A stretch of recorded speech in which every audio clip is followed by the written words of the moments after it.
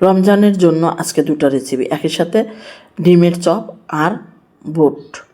দুটো রেসিপি আমি দুর্দান্ত স্বাদের বানাচ্ছি, কিন্তু আপনাদের একবার হইলো বাসায় ট্রাই করবেন। চলেন যাই মূল ভিডিওতে। আসসালামু আলাইকুম। এখানে ডিম আলু সেদ্ধ দিয়ে দিছি একদম ঝটপট করে। তারপরে আমাদের ছোলাটা আমি 2 ঘন্টা ভিজাই রেখে তারপরে আমি কি করছি সেটা একটু দেখেন।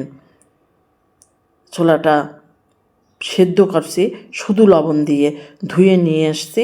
এখন রান্নার পদ্ধতিতে চলে যাব। একদম দেখেন, আমি প্রেশার কুকারে সেদ্ধ করছি, আপনারা হাঁড়িতেও সেদ্ধ করতে পারেন। যদি আপনাদের ভালো লাগে অবশ্যই ফ্যামিলি অ্যান্ড ফ্রেন্ডসের সাথে রেসিপিটা শেয়ার করে দেবেন। চলেন যাই মূল রেসিপিতে। এখানে পেঁয়াজ আর শুকনো মরিচ ভেজে নিচ্ছি। কি করব সেটা কিন্তু এখনই দেখতে পাবেন। উঠায় রাখলাম।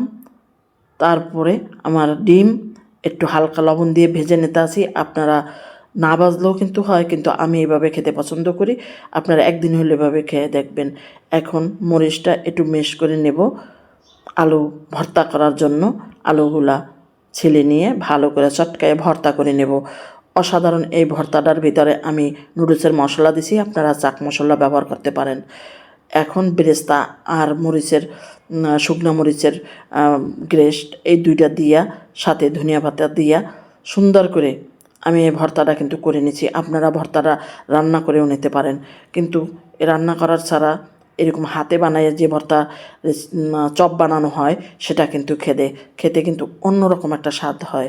এখন আমি কিভাবে ডিমের চপটা বানাবো, আমি আস্তা ডিমের চপ বানাবো, আপনারা কেটেও বানাইতে পারেন। আমি একদম মামাদের মতন রেস্টুরেন্টে যেভাবে বানানো হয়, একটা চপ কিনতে গেলে আমাদের 50 না 60 টাকা লাগে। এখানে আপনি ঘরে বসে খুব কম খরচেই আপনি এই চপটা বানাই নিতে পারেন। এই চপটা বানাই রেখে কিন্তু আপনি 1 মাস ফ্রোজন করে রেখে দিনে আধা ঘন্টা আগে নামাই খালি ভেজে পরিবেশন করবেন। দেখেন কেমন হয়েছে, যেমন লোভনীয় দেখতে তেমন খেতে। যদি ভালো লাগে অবশ্যই একটা লাইক দিতে ভুলবেন না। এখানে ময়দা গোলাই নেব, সাথে লাল মরিচের পাউডার আর জিরার পাউডার, স্বাদ মতো লবণ দিয়ে একটা বেটার করে নেব। এই বেটারটাও আমাদের কি কাজে লাগে এখনই দেখতে পাবেন। যদি ভালো লাগে অবশ্যই একটা কমেন্টস করতে ভুলবেন না। আপনাদের একটা কমেন্টস, একটা লাইক আমাকে অনেক দূর আগাই দেয়। আসছে রোজা, অবশ্যই এভাবে ভালো ভালো রেসিপি আমি করে দেব। হয়ে গেছে আমাদের বেটারটার এভাবে থাকবে। এখন মিশাই নেব একটা চপের সাথে, ভালো করে কোট করে নেব। তারপরে আমি এটা বেডগ্রামের ভিতরে কিন্তু গড়াইয়ে তারপরে আমি ফ্রোজন করে এভাবে ফ্রোজন করে আপনারা রাখতে পারেন। আমি সাথে সাথে ভেজে দেখাবো। ভালো করে চেপে চেপে কিন্তু আপনি 2বারও কোট করতে পারেন, তাহলে আরও ক্রিস্পি হবে। এই যে আর একটা খেলে কিন্তু আপনাদের ইফতারের পরে যে এনার্জি আসবে সেটা কিন্তু বলার অপেক্ষা থাকে না। অবশ্যই মাঝে মাঝে এরকম ডিম এভাবে করে চপ করে খেয়ে নেবেন, তাহলেই ইফতারের কিন্তু আর আপনাদের ক্লান্ত লাগবে না। আমি আস্তা ডিম দিয়ে করছি, আপনারা কেটেও করতে পারেন। যেমন দেখতে লোভনীয় তেমন খেতে। পরবর্তী রেসিপিতে চলে গেলাম বুট রান্নায়।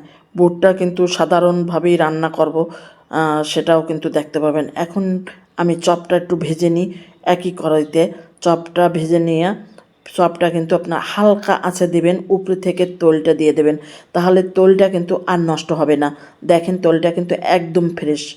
আর অনেকেই তোলটার মধ্যে দিলে তোলটা কিন্তু দ্বিতীয়বার আর কোনো কাজে লাগে না। দেখেন আমি যেভাবে ভাজতেছি এরকমের ভাজবেন, তাহলে কিন্তু একদম যেমন মচমচা তেমন আমাদের তোলটাও কিন্তু একদম ভালো থাকবে। আমরা এই তোলটা দিয়েই কিন্তু বুটটা রান্না করে নিতে পারবো। হয়ে গেল আমার 2টা ডিম আলুর চপ। একদিন হইল বাসায় বানাই, অবশ্যই ট্রাই করে দেখবেন কীরকম হচ্ছে। দেখেন শব্দটা দেখেন, তাহলে একদম যেমন দেখতে লুবনো তেমন খেতে ছিল। অবশ্যই ভালো লাগতেছে আপনাদের। এখন দ্বিতীয় রেসিপিতে চলে গেলাম। ওই একই তৈলের ভিতরে এখন পেস্ট দিয়ে দিলাম আমি 1 কাপের মতন। পেস্টটা দিয়ে হালকা বাদামি কালার করে ভেজে নেব। আমি কিন্তু স্কিপ করি না, আপনাদের দেখাবার জন্য একদম সম্পূর্ণ ভিডিওটাই কিন্তু দেখাইছি।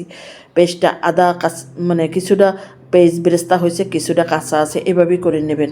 সাথে কিছু মশলা, মরিচের পাউডার, হলুদের পাউডার, ধনিয়ার পাউডার, জিরার পাউডার, স্বাদ মতন লবণ আর কাঁচা পাকা মরিচ দিয়ে সুন্দর করে কষায় নেব।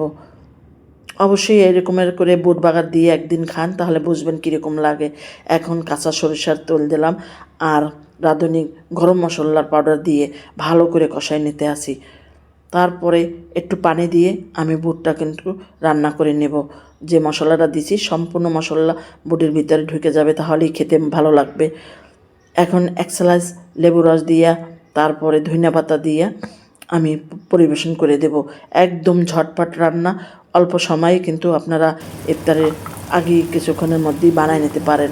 আর সাথে আপনাদের যদি পছন্দ হয় তাহলে টমেটো দিতে পারেন। আমি আজকে টমেটো ছিল না, দিতে পারিনি। এখন পরিবেশন করে দিলাম শসা দিয়ে। কেমন লাগছে? অবশ্যই ভালো লাগছে। ভালো লাগলে পারুল আলমের কিচেনটা ইউটিউব চ্যানেল সাবস্ক্রাইব এবং যারা পেজ দিয়ে দেখবেন, ফেসবুক পেজ দিয়ে তারা ফলো দিয়ে আপডেট ভিডিও দেখার জন্য অবশ্যই